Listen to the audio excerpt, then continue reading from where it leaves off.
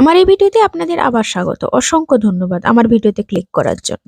তো বন্ধুরা, আবাস যোজনা নিয়ে আজকে বিশাল বড় আপডেট। তো বন্ধুরা, আবাস যোজনা প্রকল্পে কেন্দ্র সরকার এবং রাজ্য সরকারের মধ্যে যে বচসা চলছিল তার কিন্তু শুরু হওয়া খুব শীঘ্রই হতে চলেছে।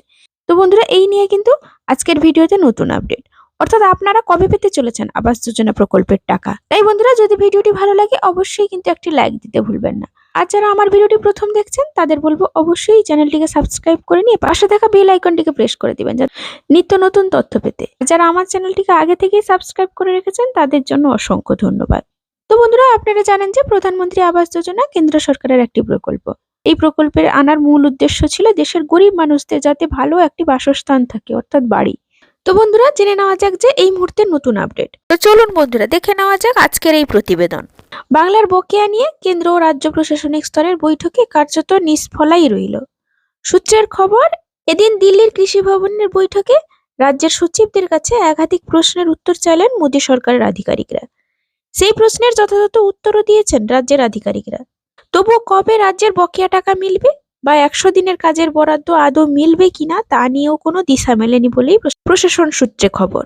তবে বকেয়া নিয়ে এখনই হাল ছাড়তে রাজি নন রাজ্যের আধিকারিকরা। সূত্রের খবর, এদিনের বৈঠকে প্রতিটি ক্ষেত্রে ধরে ধরে রাজ্যের প্রতিনিধিদের কথা শুনেছেন কেন্দ্রের কর্তারা। এক আধিকারিক জানিয়েছেন, বকেয়া সংক্রান্ত সমস্ত তথ্য আগেই জমা পড়েছে কেন্দ্রের ঘরে, ফলে নতুন করে নথি জমা দেওয়ার কোনো ব্যাপার ছিল না। এই দিন সমস্ত নথি ধরে আলোচনা হয়েছে।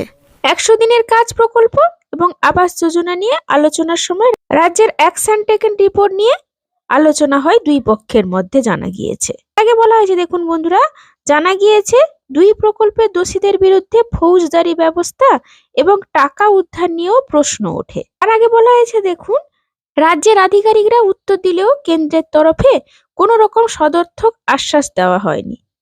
অর্থাৎ রাজ্য সরকারের সব রকমের উত্তর দিলেও কেন্দ্রীয় সরকারের আধিকারিকরা কিন্তু সেই প্রশ্নের যথাযথ নয় বলেই কিন্তু এরকম কোনো ওনারা আশ্বাস দেননি টাকা দেওয়ার ব্যাপারে। যদিও আধিকারিকরা বলেন বৈঠক ইতিবাচক হয়েছে।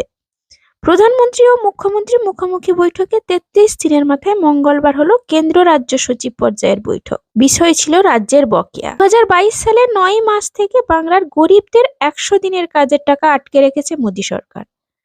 মহাত্মা গান্ধী নারেগা, পিএম আবাস যোজনা, পিএম গ্রাম সড়ক যোজনা, ন্যাশনাল হেলথ মিশনের মতো প্রকল্পে 1,16,000 কোটি টাকা বেশি বকেয়া আছে। স্রেফ কিন্তু 100 দিনের কাজেই 6,911 কোটি টাকা বাকি তা নয়, ন্যাশনাল হেলথ মিশনের 2,195 কোটি টাকাও কিন্তু মেলেনি। বকেয়া রয়েছে খাদ্য দপ্তরের 7,000 কোটি টাকাও। কৃষি ভবনে গ্রাম উন্নয়ন মন্ত্রকের সচিব শৈলেশ কুমার সিংহের সঙ্গে এই বৈঠক হয়। প্রধানমন্ত্রীর দপ্তর থেকে 3 জন অফিসারও সেখানে উপস্থিত ছিলেন।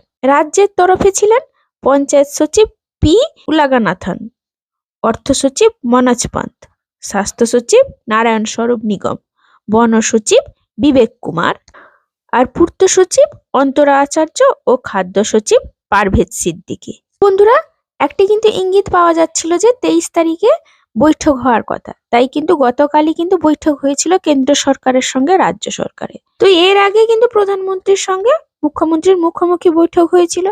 সেই বৈঠকে 33 দিনের মাথায় কিন্তু আবারও গতকাল বৈঠক হলো। তবে এটুকু বোঝা যাচ্ছে যে সেখানে বৈঠকের পরেই কিন্তু কোনো রকম ভাবে আশ্বাস দেওয়া হয়নি আপনাদের কবে টাকা দেওয়া হবে, অর্থাৎ আবাস যোজনার টাকা আপনাদের ব্যাংকের অ্যাকাউন্টে কবে ঢুকতে চলেছে। শুধুমাত্র আলোচনা হয়েছে দুই পক্ষের মধ্যে।